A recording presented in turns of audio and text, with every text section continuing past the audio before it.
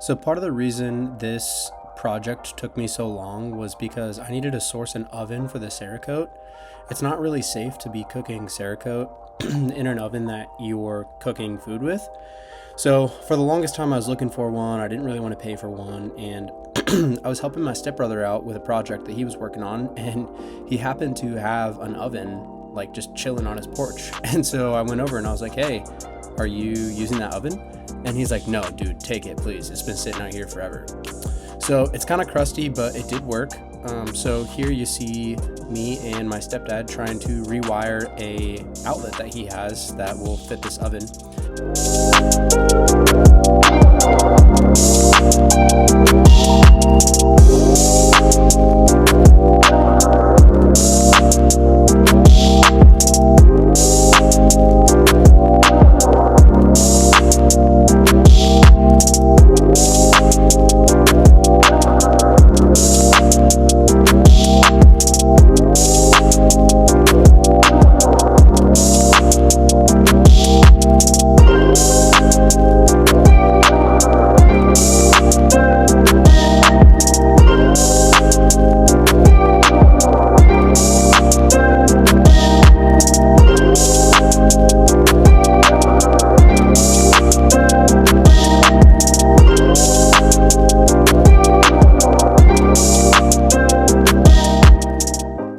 So I do things a little bit out of order. I ended up sandblasting all of the parts first just because I didn't have any of the Cerekote products yet, so I wanted to just make progress where I could when I had free time. So Cerekote recommends that you soak all of the parts in acetone and then sandblast and then gas out in the oven at 300 degrees for an hour.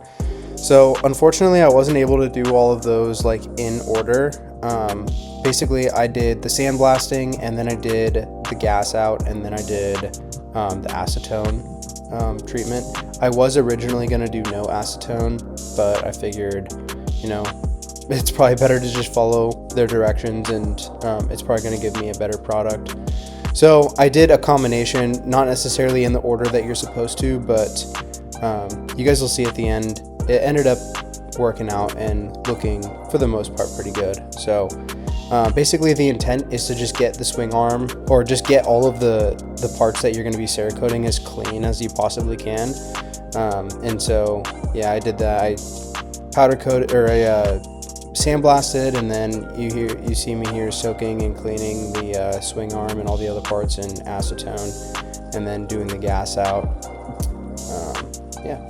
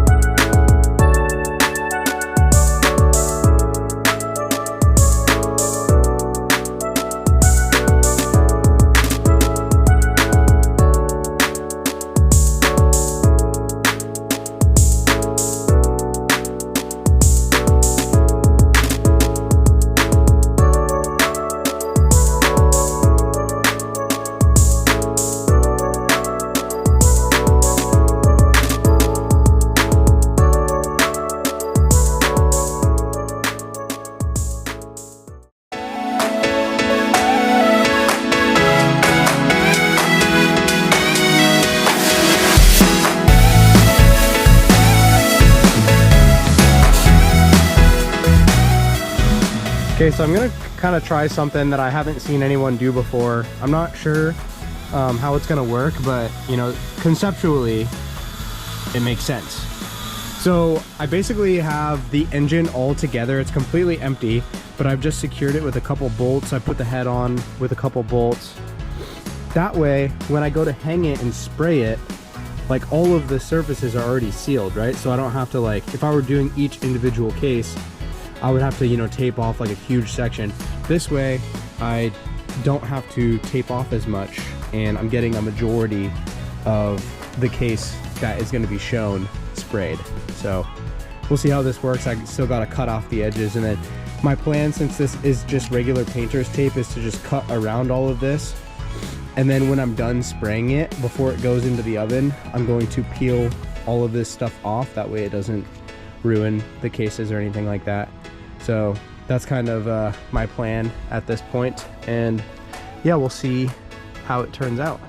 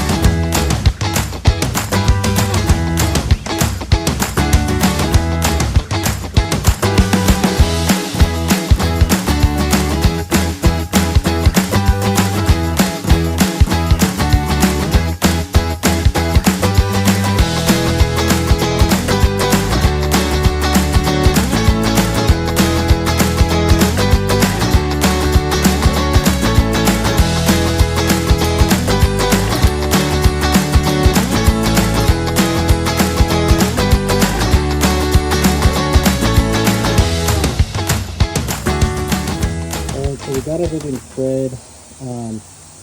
All of like the little like brake calipers and stuff were really hard to like get everything evenly coated, so it's probably gonna come out shoddy, but either way, I mean, the weather today was just terrible. It was raining like all night and all morning, so I'm basically just trying to salvage as much as I can. We have a little overhang here, which is where all of our parts underneath. And then the oven, you can see half of it's wet right there. So we're gonna stick this in the oven, and hopefully we should have no issues with the moisture. But I'm just kind of doing some last final glances. There's some areas where I went a little thick, but I'm hoping it'll all even out in the oven.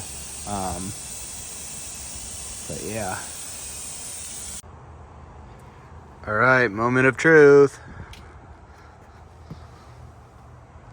There it is. The oven is disgusting, by the way, if you can't tell.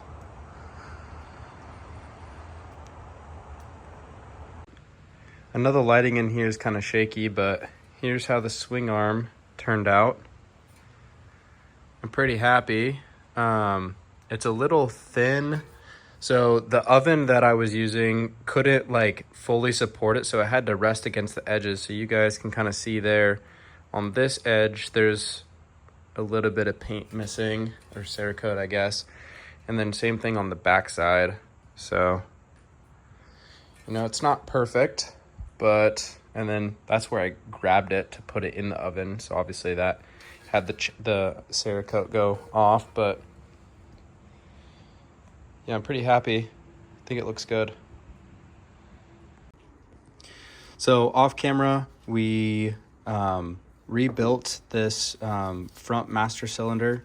It's really a pretty easy process, but I did have to like go back and forth to different workbenches, so I didn't feel like stopping to record and then re-record. But basically, there's just a circlip that holds in like a springing mechanism in there.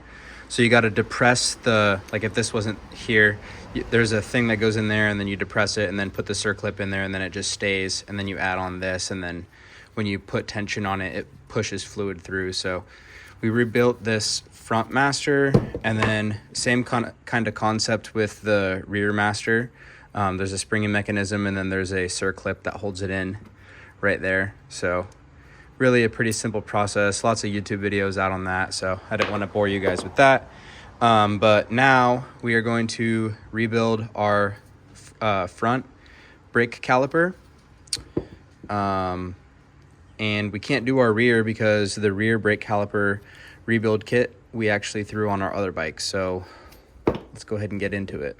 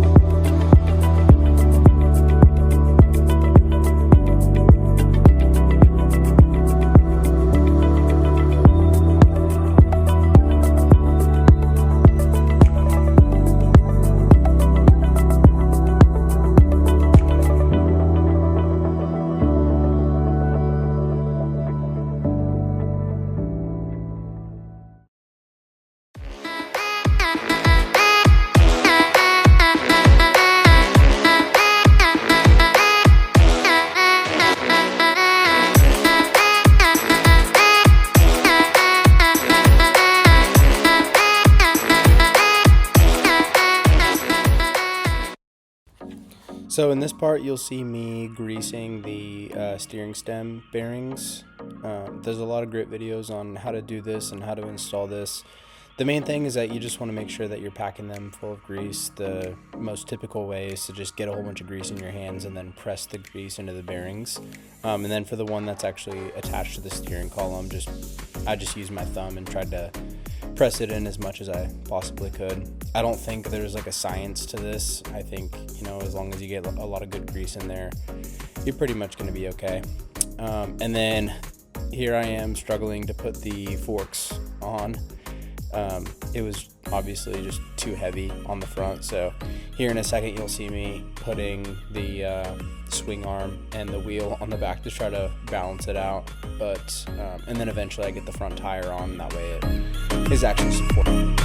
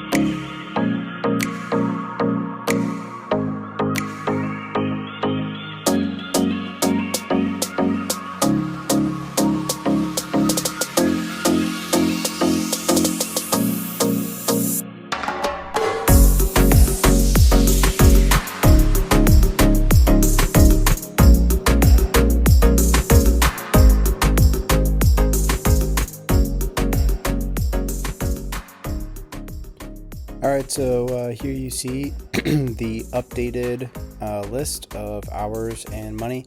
Basically, the only thing to note for this is the Cerekote kit was $225, which brought our running total to $36.37 for the price. And then we spent about 12 hours doing the Cerekote prep and the brake rebuild and the fork install and all that stuff. So that brought our total to 36.5 hours. So thank you everyone for watching. And in the next video, we will be rebuilding the motor, like the engine part. I was an idiot and I forgot the transmission bearings, so I had to do a reorder on that. So we're currently waiting for those to come in. But once those come in, we will be able to start rebuilding the engine.